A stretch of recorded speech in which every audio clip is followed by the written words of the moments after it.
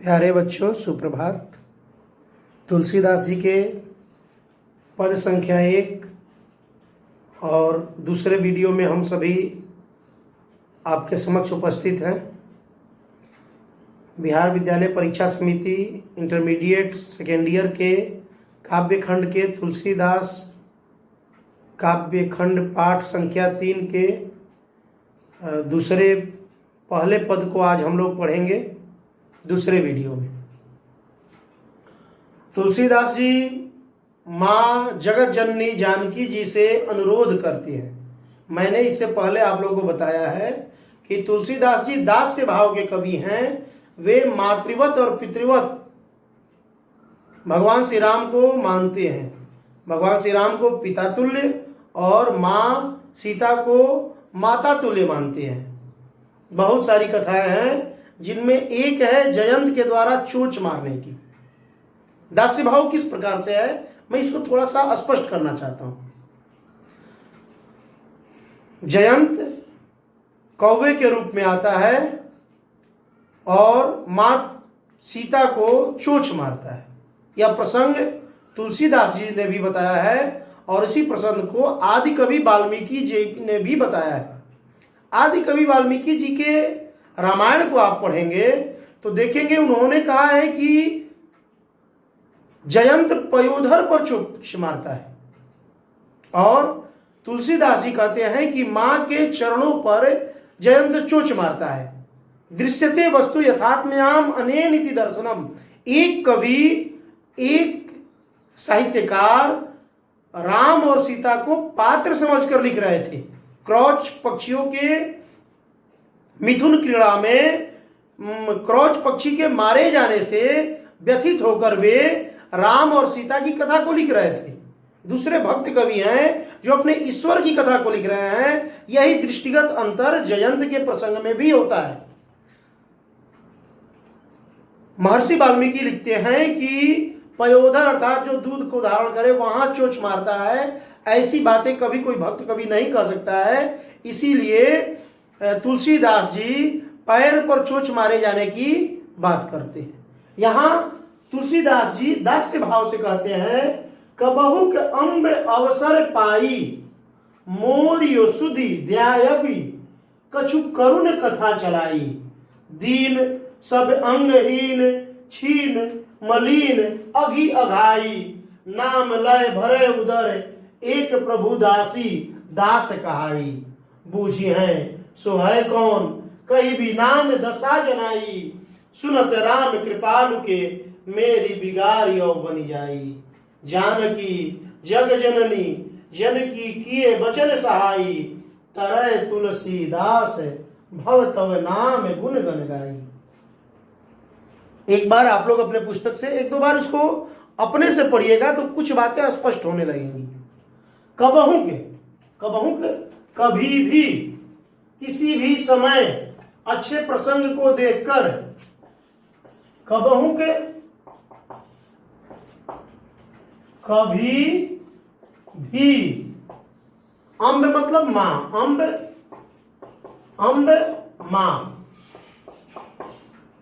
अवसर पाई। हे मां यदि आपको कभी अवसर मिले, हे मां आपको कभी मौका मिले तो आप मोर ये सुधि ध्यायबि कछु करुण कथा चलाई।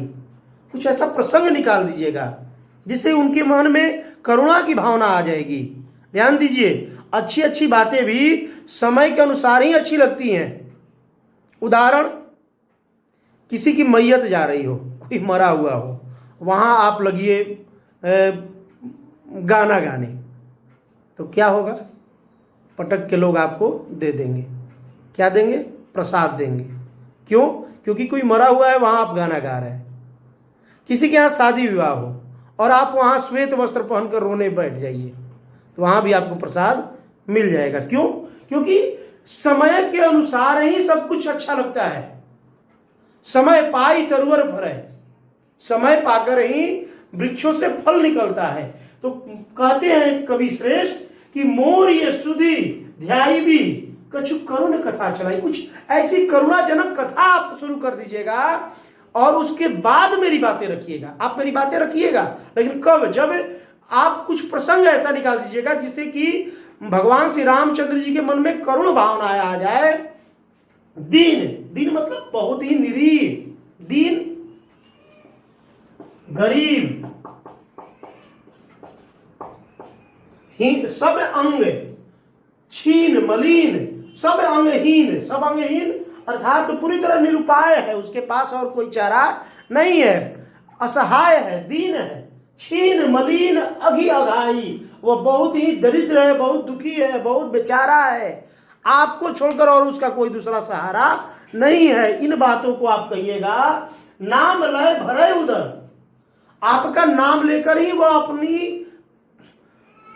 अपने पेट को भरता है, अपनी क्षुधा पूर्ति करता है। आपके नाम से ही कुछ लोग उसे कुछ दान में दे देते हैं जिससे कि उसका भरण पोषण होता है। नाम लय भरे उदर एक, कौन?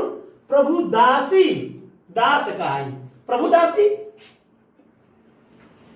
प्रभु दासी। ध्यान दें, प्रभु की दासी कौन है? सीता मां, और उनका दास कौन है? तुलसीदास। हे ईश्वर, हे भगवान श्री रामचंद्र, हे श्री रामचंद्र जी की पत्नी तुलसीदास जी श्री रामचंद्र जी की पत्नी अर्थात मां जानकी से कहते हैं कि हे मां, कभी अवसर पाकर आप प्रभु श्री रामचंद्र जी के पास यह कहिएगा, मेरी बातें कहिएगा, और बात कहने से पहले कुछ करुण कथा चला दीजिएगा। मेरे बारे में बताइएगा कि वह दीन अंगहीन है, वह उसके पास कोई चारा नहीं है, वह आप ही के ऊपर आश्रित है, वह पेट भी भरता है तो आप ही का नाम लेकर, और वह कौन है?